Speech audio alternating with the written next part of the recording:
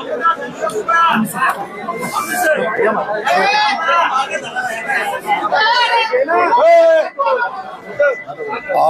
मी काल रात्री उशिरा दिल्लीवरून पुण्याला आलो आणि सकाळी 7 वाजल्यापासून पुण्यामध्ये पहिला माझा विद्यापीठामध्ये सावित्रीबाई फुले पुणे विद्यापीठामध्ये मला ते काही प्रेझेंटेशन दाखवणार होते, काही गोष्टी दाखवणार होते.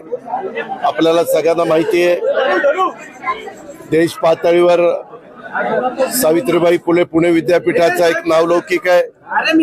त्या विद्यापीठाला 75 वर्ष पूर्ण झालेली आहेत आणि त्याच्यामुळं अमृत महोत्सवाच्या निमित्तानं काही चांगल्या गोष्टी करायच्या असं तिथल्या सहकाऱ्यांच्या मनामध्ये ते समजून घेण्याच्या करता मी त्यांना आज तास दीड तास वेळ दिलेला होता. आणि तिथं काही हॉस्टेल मुलांचं मुलींचं ऑलिम्पिक साईजचा पूल स्विमिंग पूल असे काही काही त्यांचे प्रश्न हे त्यांनी त्या ठिकाणी मांडले. मी त्यांना सांगितलं की राज्याचे मुख्यमंत्री देवेंद्रजी एकनाथराव मी चंद्रकांत दादा ते त्या खात्याचे मंत्री आहेत त्याच्यावर आम्ही सगळे मिळून मी तुम्हाला याच्यातनं मार्ग काढून देतो अशा प्रकारचा सुतोवाच मी त्यांना केला. माझ्या काही मनातल्या कल्पना ज्या होत्या गोष्टी होत्या त्या मी त्यांना सांगितल्या, त्यांच्या अडचणी त्यांनी मला सांगितल्या आणि त्याच्यातून मार्ग काढून पुढे जाण्याचं आम्ही सगळ्यांनी ठरवलेलं आहे. त्याच्यानंतर वसंतदादा शुगर इन्स्टिट्यूटची मी त्या कमिटीचा एक अध्यक्ष आहे गुंतवणूक समितीचा. त्यात मी विशाल पाटील आणि आमचे डॉक्टर इंद्रजित भोसले इंद्रजित मोहिते हे तिथं सदस्य आहेत. ती एक मीटिंग आमची महत्वाची होती आणि ती मीटिंग झाल्यानंतर आपल्या सगळ्या पत्रकार मित्रांना माहिती आहे की आपल्या पुण्यामधला शिरूर हवेली विधानसभा मतदारसंघातला गोरगंगा सहकारी साखर कारखाना आणि यशवंत सहकारी साखर कारखाना ठेवून या दोन्हीच्या बद्दल मी बाबासाहेब पाटील सहकार मंत्री त्याच्यानंतर संबंधित संचालक बोर्डातील चेअरमन आणि काही संचालक त्याचबरोबर दुसरेही संचालक आणि चेअरमन आणि संबंधित साखर आयुक्त सहकार आयुक्त MSC बँकेचे वरिष्ठ अधिकारी विद्याधर अनासकर या सगळ्यांना एकत्र घेऊन मी काही बाबतीमध्ये त्यांना सांगितलं की आता विलंब लावू नका, ह्याच्यामध्ये काही समंजस भूमिका तिथल्या कर्मचाऱ्यांनी अधिकाऱ्यांनी पण घ्यावी,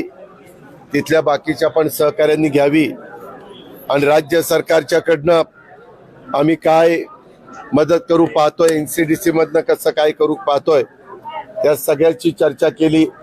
त्याच्याबद्दल एक 10 दिवसाची त्यांना मुदत त्याच्याकडनं CAनी ते सगळं तपासावं, ऑडिटरने तपासावं, एक्झॅक्ट किती कर्ज आहे त्याचा परतफेड करताना वन टाइम सेटलमेंटला किती आपल्याला रक्कम उभी करावी लागणार आहे अशा प्रकारच्या पण तिथं चर्चा झाली. त्याच्यामुळे इथली 10ची मीटिंग मला 11:30ला करावी लागली आणि इतर पण काही सहकाऱ्यांचं म्हणजे आमदार चेअरमन लोकांचं बबनदादा शिंदे असतील, विशाल त्या ठिकाणी पाटील असतील अशा काही मान्यवरांनी पण तिथं आलेले होते, त्यांनाही मी बोलवलेलं होतं आणि त्याच्यातनं आम्ही एकंदरीतच राजकारण न आणता त्याच्यातनं माऊली कटकेंच्या निवडणुकीच्या निमित्तानं मी काही त्या भागातल्या लोकांना शब्द दिलेला होता, त्या शब्दांची पूर्तता करणं शेवटी माझं कर्तव्य आहे आणि त्या कर्तव्याच्या भावनेतनं त्या मीटिंग मी घेतल्या. त्याच्यानंतर आम्ही इथं अधिकारी लोकांची मीटिंग घेतली. आपल्याला सगळ्यांना माहिती आहे पुणेकरांचा वाहतुकीचा प्रश्न फार जटिल बनलेला आहे आणि त्या जटिल प्रश्नाच्या संदर्भामध्ये आपल्याला मार्ग काढल्याशिवाय गत्यंतर नाही. काही ठिकाणी वन वे करावा लागतो, काही केलाय तर त्याच्याबद्दल मी विभागीय आयुक्त, collector, PMC commissioner, PCMC commissioner, CP अशा अनेक लोकांशी चर्चा केली आणि अजून एकदा आमचं त्याच्याबद्दल बसायचं ठरलेलं आहे. कारण काही लोकप्रतिनिधींना पण त्याच्यात मला विश्वासात घ्यायचं आहे. ज्यांना शक्य असेल त्यांना ते कळून ती मीटिंग मी लावणार आहे आणि त्या प्रकारे जे केंद्र सरकारची अखत्यारीतले प्रश्न असतील ते मी गडकरी साहेबांच्याकडनं त्यांना भेटून सोडून घेणार आहे. राज्य सरकारचे असतील ते आम्ही लोक राज्याचं प्रतिनिधित्व करत असल्यामुळं आम्ही लोक एकत्र बसून ते प्रश्न त्या ठिकाणी सोडवणार आहोत. त्याचबरोबर PCMC कमिशनरनी पण माझा वेळ घेतलेला होता आणि पिंपरी चिंचवड महानगरपालिकेच्या भागात मालमत्ता कर कार्यप्रणाली मध्ये काही त्यांनी चांगल्या सुधारणा केलेल्या आहेत. त्याचं सादरीकरण मी करायला सांगितलेलं होतं आणि सिद्धी प्रकल्प, मालमत्ता कर सर्वेक्षण, मालमत्ता कर वाढ आणि वसुली करण्याच्या करता उपाययोजना. अलीकडे ड्रोन पद्धत वापरली जाते आणि त्याच्यात कुणाला फसवणूक करता येत नाही. तुम्हाला उदाहरण द्यायचं म्हटलं तर पत्रकार मित्रांनो, 21-22 मध्ये तिथला मालमत्ता कर 628 कोटी रुपये होता, तो 23-24 मध्ये 977 कोटी रुपयापर्यंत पोहोचला. आणि बचत गटातील बिलांच्या वाटपाकरता देखील आपल्याला त्याच्यात मदत घ्यायची आहे. मालमत्ता कर सर्वेक्षण ड्रोनद्वारे करण्यात आलंय, त्यामध्ये 3,23,000 मालमत्ता नोंद नसलेल्या आणि कमी मोजमाप असलेल्या प्रॉपर्टी सापडलेल्या आहेत. त्यामुळं आता पुढच्या वेळेस 1,350 कोटी रुपये एवढी मागणी वाढणं अपेक्षित आहे. म्हणजे विचार करा, 21-22 ला 628 आणि 24-25 ला 1,325 कोटी, 1,350 कोटी. अशा पद्धतीनं ह्या नवीन टेक्नॉलॉजीचा वापर करून नागरिकांना पण कर भरणं सुसह्य व्हावं, ऑनलाईन व्हावं. आज 72% नागरिक तिथले ऑनलाईन कर भरतात आणि म्हणून राजेंद्र भोसलेंना पण बोलून मी त्यामध्ये आपल्या पुणे महानगरपालिकेमध्ये देखील त्याचं अनुकरण करण्याच्या बद्दलच्या सूचना त्या दिलेल्या आहेत. एकात्मिक घनकचरा प्रक्रिया प्रकल्प, त्यातून वीज निर्मिती आणि विविध उपयुक्त वस्तूंची निर्मिती, हेही प्रकल्प तिथं हातामध्ये घेतलेले आहेत. ते चांगले चाललेले आहेत. सगळ्या देशाचा, सगळ्या जगाचा, शहरांचा हे घनकचरा प्रक्रिया प्रकल्प हा एक ऐरणीवर आलेला मुद्दा आहे आणि त्याच्यात आपल्या पिंपरी चिंचवडला, पुण्याला आणि आपल्या महाराष्ट्रातल्या महत्वाच्या सगळ्या शहरांना पण मदत व्हावी. पाण्याची बचतीच्या दृष्टिकोनातनं काय, अशा बऱ्याच चर्चा आम्ही सगळ्यांनी बसून त्या ठिकाणी केल्या. काही बोपोडीमध्ये वन विभागाच्या अधिकाऱ्यांची बांधकाम निवासाची करायची, तिथं काही थोडं डिफेन्सची अडचण आलेली आहे, ती पण सोडवण्याच्या बद्दल. आणि सामाजिक न्याय विभागाचं 500 मुलांचं हॉस्टेल आणि मुलींचं हॉस्टेल हे सगळं झालंय, परंतु ते आता सामाजिक न्यायचे बकोरिया त्यांच्या ताब्यात द्यायचं. तर ते म्हणले दादा ह्या त्रुटी आहेत, त्या पण PWDला मी सोडवायला सांगितलेल्या आहेत. अशा अनेक गोष्टीच्या बद्दलची चर्चा आम्ही आजच्या या दिवसभराच्या कामकाजामध्ये केलेली आहे. त्याचबरोबर प्रत्येकजण आपापली संघटना, आपापला पक्ष वाढवण्याचा प्रयत्न त्या ठिकाणी करतो आणि त्याच्यातूनच आपल्या राजगड जो तालुका आहे तिथल्या पण अनेक सरपंचांनी, अनेक प्रमुख लोकांनी, तसंच हवेली तालुक्यातल्या माझ्या प्रमुख सहकारी मित्रांनी राष्ट्रवादी काँग्रेस पक्षामध्ये प्रवेश केलेला आहे. व त्याच्यामध्ये सचिन गुले, लक्ष्मण बांदल, निवृत्ती बांदल यांच्या नेतृत्वाखाली या सगळ्या भरत जांभरे, नितीन गुले पाटील, गोविंद हांडे, जिजाबा बांदल, अशोक नावले, अविनाश मोडक आणि माझ्या राजगड परिसरातल्या पण अनेक माझ्या सहकारी मित्रांनी, अशोक उर्फ लालासाहेब रेणुसे, रघुनाथ कथुरे, सुरेखा पिलाने, सचिन पिलाने, खूप मोठी ती यादी आहे. अनेक गावचे अनेक वर्ष सरपंच असणारी मान्यवर आहे आणि एकंदरीत राज्यामध्ये आत्ताच्या काळात घडणारी राजकीय परिस्थिती लक्षामध्ये घेता त्यांच्याही गावातले प्रश्न सुटावेत, तिथल्याही अडचणी दूर करता याव्यात म्हणून त्यांनी एक सकारात्मक भूमिका घेतली. त्यांचंही मी आज सगळ्यांचं स्वागत केलेलं आहे. ही पण गोष्ट आपण सगळ्यांनी ध्यानामध्ये घ्यावी अशा प्रकारची माझी आपल्याला विनंती आहे. इतर पण व्हिजिटर्स मोठ्या प्रमाणावर आलेले होते आणि इतर पण काही गोष्टीची चर्चा, ही काही पुलांची कामं चाललेली आहेत, काही रोडची कामं चाललेली आहेत, काही मध्ये दोन्ही महानगरपालिकेमध्ये समन्वय असावा. PMPMLला 200 टाटाच्या बसेस नवीन घेण्याचा निर्णय आजच्या बैठकीमध्ये झाला. तसा PMPMLच्या आयुक्ताला सूचना दिल्या आणि लवकरच त्याची ऑर्डर काढली जाईल. आणि पब्लिक सर्व्हिस ट्रान्सपोर्टच्या निमित्तानं देखील वाहतुकीची व्यवस्था ही सुरळीत होण्याची गरज आहे.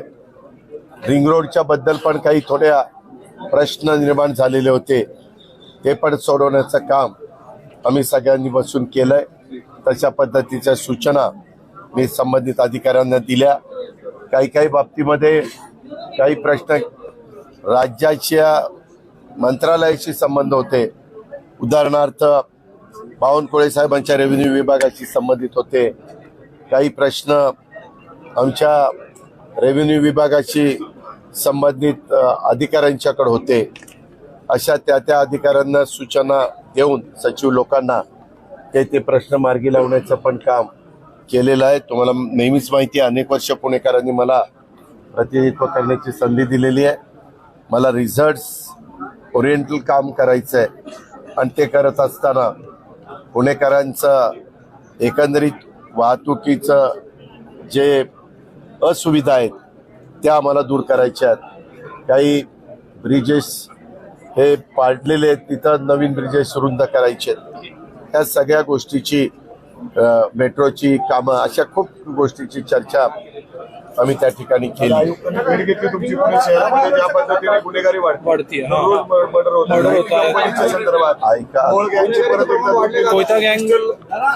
सहजपणे मिळतात पुण्यामध्ये. आता यासाठी विचारलं, पूर्वी म्हणणार कोयत्याला लायसन पाहिजे, आधार पाहिजे, त्या संदर्भामध्ये तुम्ही मला सांगितलेलं होतं की आमच्याकडं लवकर बोला, कारण नंतर मुख्यमंत्री राज्याचे पुण्यात एका कार्यक्रमाच्या करता येणार आहे. मी CPना तिकडं थांबवलेलं आहे. मी माझ्या या सगळ्या बैठका मिटिंग करून खाली आलो तुमच्याशी बोलायला. आता पुन्हा जाऊन त्या ठिकाणी मी त्यांच्याशी बोलणार आहे. आता काही नवीन अधिकारी ज्यांच्या मुदती संपल्या, त्या पुण्याच्या एकंदरीत विकास होण्याच्या दृष्टिकोनातून आपण आणलेले आहेत. कलेक्टर असतील, मुख्य कार्यकारी अधिकारी असतील, इतर अधिकारी असतील, अजूनही काही अधिकारी आणायचे आहेत. त्यामध्ये आपण म्हणताय ती बाब स्वतः राज्याचे गृहमंत्री आणि मुख्यमंत्री देवेंद्रजींनी पण गांभीर्याने घेतलेली आहे. मी पण या भागाचं प्रतिनिधित्व करतोय, त्याच्यामुळं मी पण ही गोष्ट गांभीर्याने घेतलेली आहे. पत्रकार मित्रांनो, तुम्हाला माहिती आहे, राजकीय हस्तक्षेप हा नसला तर पोलिसांना काम करणं अजिबात अवघड जात नाही. इथं कुणाचाही राजकीय हस्तक्षेप आम्ही लोक होऊन देत नाही. त्याच्यामुळे एवढी मुभा असेल आणि त्यांना इन्फ्रास्ट्रक्चर उपलब्ध करून देण्याच्या करता व्हेकल्स असतील किंवा इतर अनेक गोष्टी, त्यांचा घरबांधणीचा कार्यक्रम असेल, त्यांच्या ऑफिसेस असतील, इथलं CP कार्यालय असेल, तिकडचं पिंपरी चिंचवडचं CP कार्यालय असेल, इव्हन आता SP चं पण कार्यालय आपल्या ग्रामीणचं, ती पण तिन्ही कामं आपण हातामध्ये घेतोय. म्हणजे एवढ्या सगळ्या जर गोष्टी तुम्हाला राज्य सरकार करून देत असेल तर मग ह्या ज्या काही कायदा सुव्यवस्थेचे प्रश्न निर्माण होतात, मग तिथं कुठंतरी पोलीस वरिष्ठ अधिकारी कमी पडतात असं माझं मत आहे. त्यामध्ये त्यांना जर जमत नसेल तर त्यांनी स्पष्ट सांगावं की हे आमच्या आवाक्याच्या बाहेर आहे. इतर दुसरे अधिकारी चांगले आणून ह्या सगळ्याला चाप बसवण्याचं काम, गुन्हेगारीला आळा घालण्याचं काम, किंवा आपण जी काही उदाहरणं आपल्या IT मध्ये देखील काम करणाऱ्या मुली असतील किंवा इतर माझा भगिनी वर्ग असेल, या सगळ्याच्या संदर्भात, किंवा कोयता गँग, टोळे गँग, या सगळ्याच्या संदर्भात, कारण सध्या त्याबद्दलची खूप मोठ्या प्रमाणावर चर्चा महाराष्ट्रामध्ये होतीये, हे आपण सगळेजण पाहताय. त्याच्यामुळे मी आज इथल्या वरिष्ठ अधिकाऱ्यांशी आता बोलणार आहे आणि मग पुन्हा माझे 2-3 दिवस महाराष्ट्रात इतर ठिकाणी दौरे आहेत. आणि रविवारी पुन्हा माझ्या एका शिक्षण संस्थेचं नियामक मंडळ, वार्षिक सभा, आणखीन काही महत्त्वाच्या संस्थांची कामं ती करून मुंबईला गेल्यावर मी सोमवारी पुन्हा या गोष्टीचा, कारण जनतेने जो कौल द्यायचा आहे तो दिलेला आहे. जनतेने त्यांचं काम आमच्या युतीचं सरकार आणण्याच्या करता चोख केलेलं आहे. मॅक्झिमम पुढे जिल्ह्यामध्ये आणि दोन्ही शहरामध्ये हे एखादा अपवाद वगळता 100% जागा युतीच्या निवडून आलेल्या आहेत, वडगाव शेरी अपवाद वगळता. मग असं असताना आता जबाबदारी आम्हा लोकांची आहे. आता जनतेने कुठं जागा ठेवलेली नाहीये, त्यांनी आमच्यावर विश्वास टाकलेला आहे. त्या विश्वासाला कुठल्याही प्रकारचा तडा जाऊ नये याबद्दलची खबरदारी ही आम्हाला घ्यावीच लागणार आणि ती आम्ही घेणार. त्यामध्ये आम्ही कुठं कमी पडणार नाही. आणि त्याच्या संदर्भामध्ये मी सोमवारी गेल्यानंतर आज माझी देवेंद्रजींची भेट होणार नाही, कारण त्या कार्यक्रमाच्या मध्ये मी नाहीये आणि त्याच्यामुळं मी त्यांच्याकडनंही समजून घेणार की ही आमची अपेक्षा आहे, कशामुळं हे घडतंय, ह्याच्यात काय तुम्हाला अडचण आहे, त्या पद्धतीनं त्यांनाही विचारणार आहे आणि पुढची पावलं उचलणार.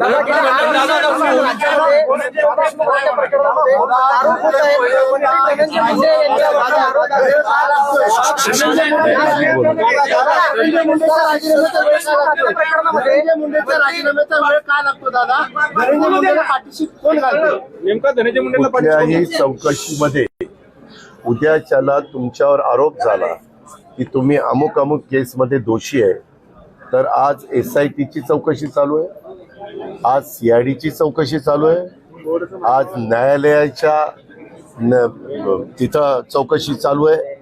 आता ह्या 3 वेगवेगळ्या एजन्सीज तिथं चौकशी करताय.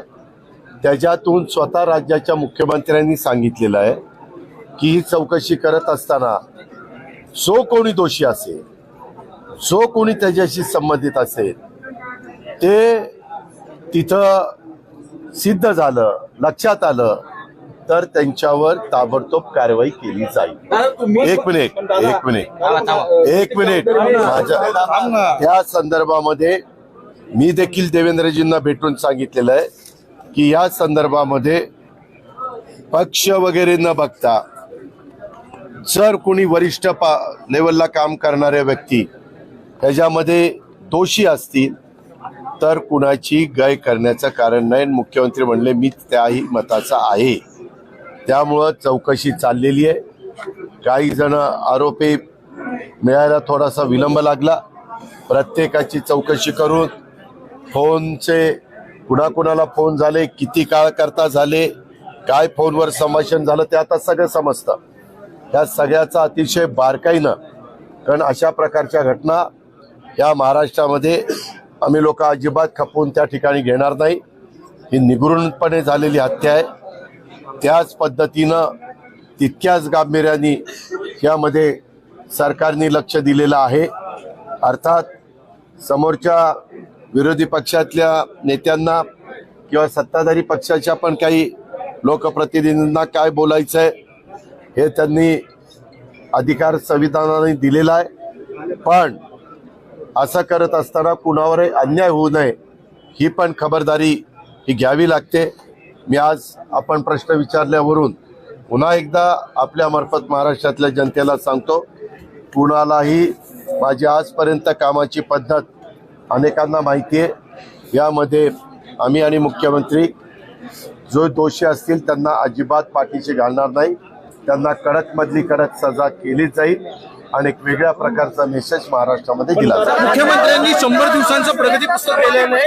मुख्यमंत्र्यांनी 100 दिवसांचं प्रगती पुस्तक तयार केलेलं आहे. 100 दिवसामध्ये नैतिक जबाबदारी त्याबद्दल मी त्यांना सांगितलेलं आहे की तुमच्याकडं नुसते आरोप करण्यापेक्षा तुमच्याकडे असणारे पुरावे त्या SITला द्या, CIDला द्या, ज्यांच्या न्यायव्यवस्थेखाली ती इन्क्वायरी होती त्यांना द्या. कारण आपल्याला माहिती आहे की पुराव्याशिवाय कुणावरही आरोप करणं हे कितपत योग्य आहे आणि ते त्यांना द्यायला सांगितलेले. त्याबद्दल माझी आणि बावनकुळे साहेबांशी पण चर्चा झालेली आहे, माझी आणि देवेंद्रजींशी पण चर्चा झाली. दादा 100 दिवसांमध्ये मुख्यमंत्री म्हणले की तुम्ही काम करा असं किंवा रिझल्ट असं प्रगती पुस्तक दिलं आणि 7 कलमी कार्यक्रम वापरलाय. धनंजय मुंडे बाबतीत 100 दिवसांमध्ये रिझल्ट येईल का? त्या संदर्भामध्ये 3 वेगवेगळ्या इन्क्वायऱ्या आहेत. तिन्ही एजन्सीज फार बारकाईनं त्याच्याबद्दलचा स्टडी करतायत. कारण उद्याच्याला ते रिपोर्ट देत असताना त्याच्यामध्ये काही तफावत दिसली तर त्या प्रत्येकाच्या विश्वासार्हतेवर प्रश्न निर्माण होणार आहे. त्याच्यामुळं फार बारीकपणे ह्याचा तपास चाललेला आहे. आपण काळजी करू नका. तुम्हाला जेवढी काळजी आहे तेवढीच काळजी आम्हाला पण आहे. आम्ही पण असं शिवशाहू फुले आंबेडकरांच्या महाराष्ट्रामध्ये असल्या घटना खपून घेणार नाही. आणि आज आमच्या सरकारमध्ये आम्ही असल्यामुळं आमची जबाबदारी ह्याच्यात जास्त आहे. आम्ही ह्याच्यात राजकारण पण आणून देणार नाही आणि आम्ही ह्याच्यामध्ये कुणालाही पाठीशी घालण्याचं काम पण करणार.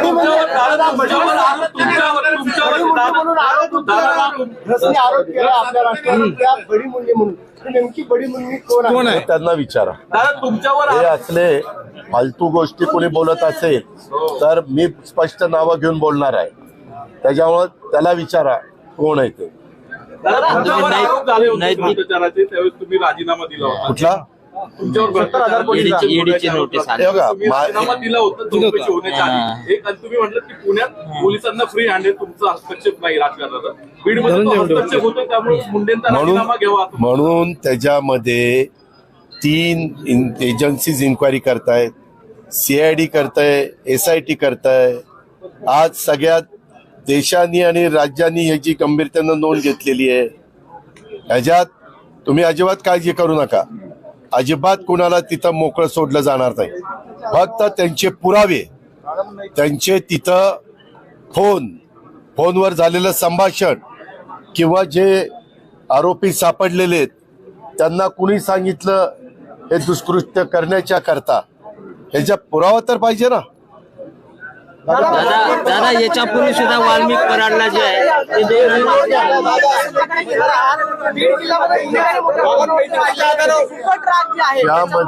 यामध्ये पालकमंत्री कुठं कुणाला करायचा सर्वस्वी अधिकार राज्याच्या मुख्यमंत्र्यांचा असतो. जसं मंत्रिमंडळ करण्याचा, खाते वाटप करण्याचा त्यांचा अधिकार आहे, तो अधिकार ते वापरतील. ज्यांच्यावर 36 जिल्ह्यांची जबाबदारी दिली जाईल ती जबाबदारी ते मंत्री, संबंधित उपमुख्यमंत्री हे पार पाडतील. दादा 8 खासदार जे आहेत ते राष्ट्रवादीचे 8 खासदार तुमच्याकडे येणार अशी चर्चा सुरू झाली. काही संपर्क झालाय का? काही नाही. विचारा रे. हे असं काय वेगळं काय नका करू. शरद पवार गटाचे प्रदेशाध्यक्ष बदला अशी मागणी होती. शरद पवारांना आज भावनिक साथ घातली. माझा त्याच्याशी व्यतिरिक्त कुणाला तरी द्यावा. पाटील हे योग्य नाही. माझा त्याच्याशी संबंध नाही. माझा पक्ष वेगळा आहे, त्यांचा पक्ष वेगळा आहे, त्यांचं चिन्ह वेगळं आहे, माझं चिन्ह वेगळं आहे. त्यांनी त्यांच्या पक्षाच्या अंतर्गत काय निर्णय घ्यावा हा सर्वस्वी अधिकार त्यांचा आहे. आम्हाला कोणाला त्याच्यात लुडबुड करण्याचा काडीचा अधिकार नाही. दादा सुनील तटकरे प्रस्ताव दिलाय. एक मिनिट तुम्ही दादांत खोटं बोलताय.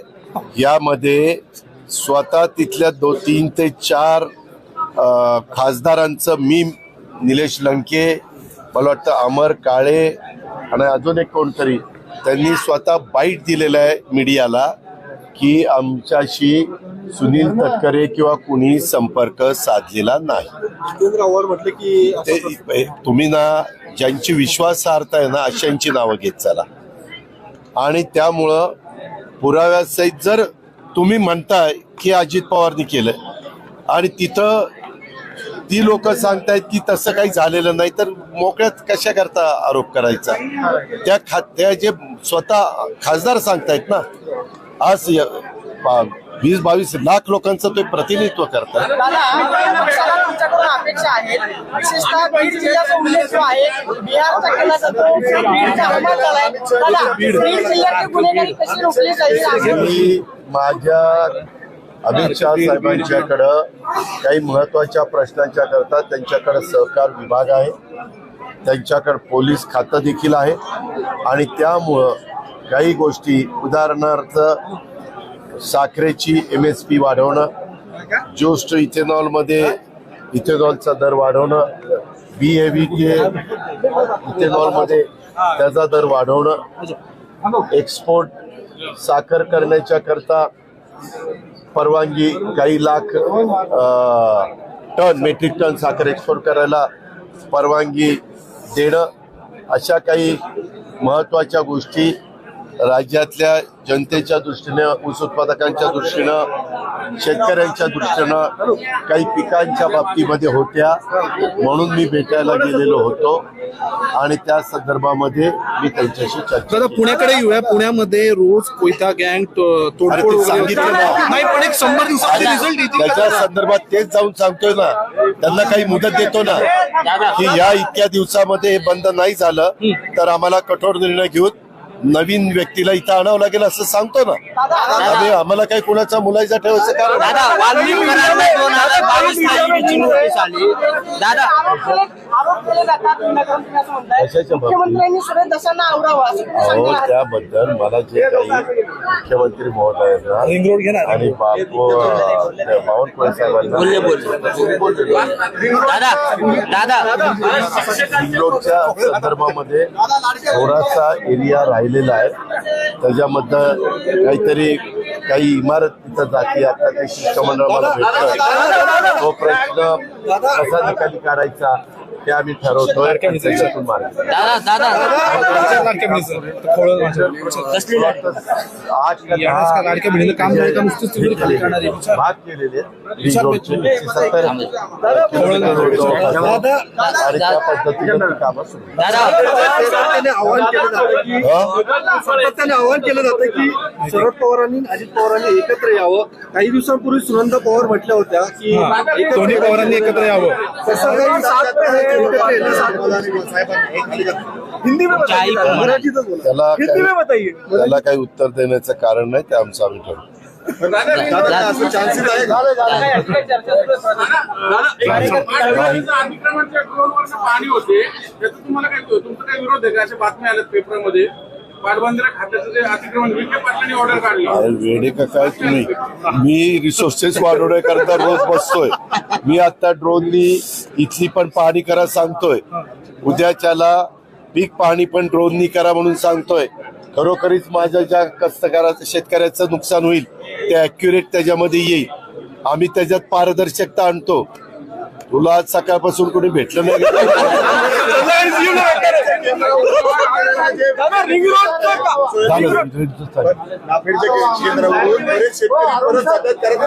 ऐका. हा प्रश्न परवाच्या कॅबिनेटला निर्माण झालेला होता. जयकुमार रावळ पणन मंत्री म्हणून त्यांना सूचना दिल्या. आज ते पुण्यामध्ये आलेले आहेत. ताबडतोब बारदाना जिथं कमी पडतोय तिथं घ्या आणि ताबडतोब तिथली समस्या दूर करा, अशा सूचना कॅबिनेटनी रावळ साहेबांना दिल्या.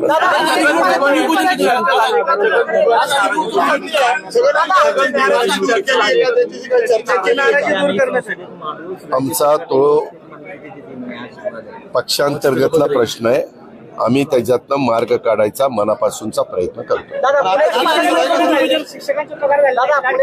लाडकी बहीणची कुठल्या शिक्षकांची? प्राथमिक शिक्षक, माध्यमिक शिक्षक. कोण रे? ओपी गुप्ताला फोनला विचारतो ना. कधी कधी काय होतं, यांनी जसा प्रश्न विचारला काही त्याच्यात तथ्य नाही, अवघीच काहीतरी उठवायचं. उलट त्या सगळ्या काम करणाऱ्या वर्गाचे पगार हे वेळेमध्ये झाले पाहिजे, त्याच्यात विलंब असायचं काही कारण नाही. तरी देखील मी आता विचारतो आणि झाले नसते तर का झाले नाही, कसे ताबडतोब होतील, आणि झाले असते तर प्रश्नच नाही. हा मग आपल्या इथं शिक्षकांचे पगार झाले नाही या महिन्यातले.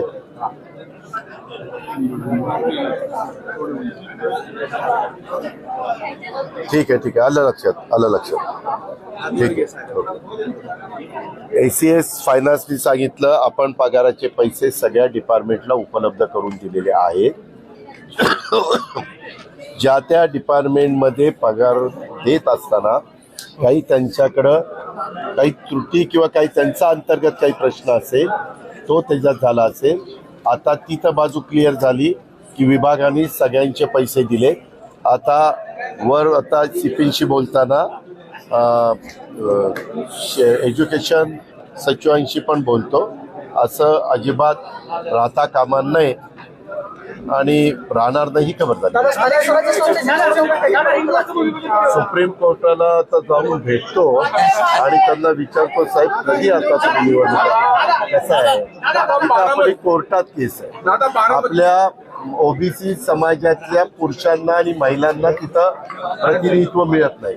ओपन मधल्या महिलांना पुरुषांना SC ST मधल्या महिला पुरुषांना मिळत आहे आणि एवढा मोठा वर्ग निवडणुकीपासून वंचित ठेवायचा बरोबर नाही.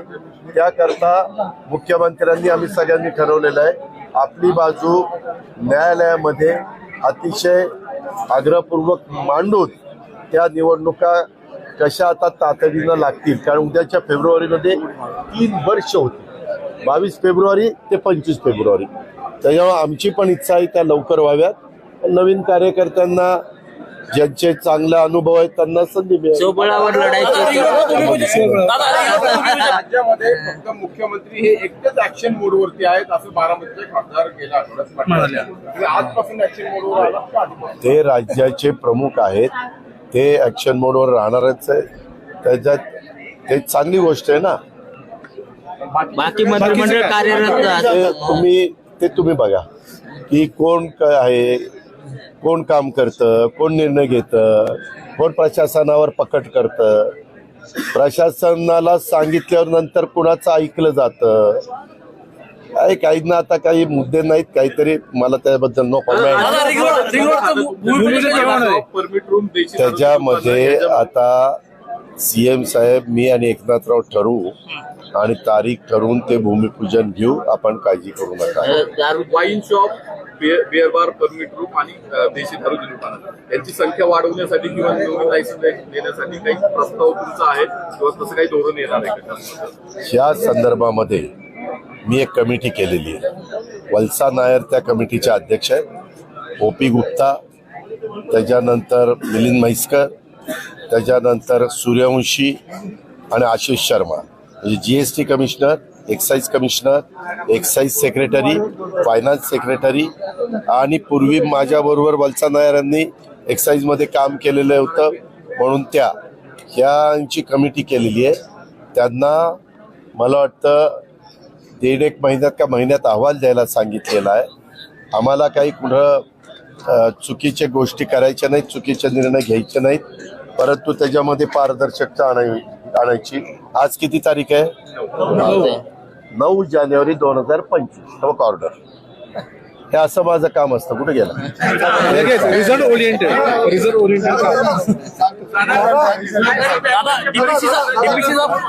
बदलणार असं म्हटलं. सहकारी बँक नगरच्या सहकारी बँकेची परीक्षा इकडे पुण्यात होते. मागे चंद्रपूरच्या सहकारी बँकेची परीक्षा इकडे पुण्यात झाली. हा काय प्रकार चाललाय? त्याच्यावर गोंधळ झाला. जिल्ह्यात परीक्षा झाली पाहिजे. बरं, आपली योग्य सूचना आहे. त्याची तंतोतंत अंमलबजावणी करण्याचं काम ज्या अधिकाऱ्याकडे आहे त्याला सांगितलं जाईल. सावित्रीबाई फुलेंच्या संदर्भात एक प्रश्न आहे. सावित्रीबाई फुले यांच्याबरोबर फातिमा बी शेख या देखील शिक्षिका होत्या. त्यांनी देखील त्यावेळेस मुलींना शिकवण्याचं काम केलं होतं. असं इतिहासही मात्र काही अभ्यासकांनी, संशोधकांनी दावा केला की ते जसं पात्रच नाही इतिहासात, ते खोटं किंवा डुप्लिकेट पात्र उभं केलं होतं. काही तुम्हाला याच्यावर मला काय माझा एवढा अभ्यास नाही बाबा. ते जे रिसर्च करणारे ज्यांचा अभ्यास आहे त्यांनी त्याच्या संदर्भामध्ये लक्ष द्यावं आणि वस्तुस्थिती समाजाच्या मी आता त्यांना मी चेअरमनला सांगितलं कृषी याच्यात राजकारण आणू नको. निवडणुका व्हायच्या त्या झाल्या, सगळं काही निकाल लागायचा तो झाला. आता आपल्याला सगळ्यांना प्रयत्न करून आपल्या त्या भागातल्या शेतकऱ्यांचा वैभव असणारा थेऊर कारखाना, यशवंत कारखाना आणि गोडगंगा कारखाना सुरू करायचा.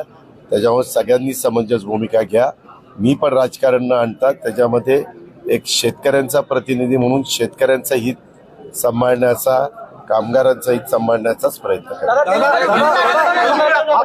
आतापर्यंत ज्या ज्या मंत्र्यांवरती आरोप झाले त्यांनी राजीनामे दिलेले आहेत, धनंजय मुंडेंना वेगळा नाही का? नाही असं नाही रे बाबा. आरोप झालेले खूप जणांच्यावर आरोप झाले, असं नाही. त्या आरोपामध्ये तथ्य आहे का नाही हे दिसल्याशिवाय काही जण त्या आरोपाच्या यांनी व्याकुळ होऊन त्या ठिकाणी राजीनामा देतात. धनंजय मुंडेंचं स्पष्ट मत आहे की माझा दुरान्वय देखील याच्याशी संबंध नाही. कुठल्याही एजन्सीला तपासायला द्या. आता 3 एजन्सी तपासतायत, अजून कुठली एजन्सी त्या ठिकाणी लावा आणि त्यांनाही तपासायला सांगा. असं ज्यावेळेस ती व्यक्ती ठामपणे सांगते त्यावेळेस काम करत असताना कुणा दोषी नसणाऱ्यावर पण अन्याय होता कामा नये.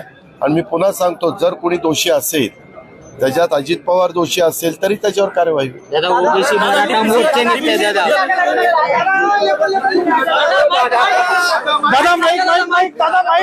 दादा माईक राहिला दादा माईक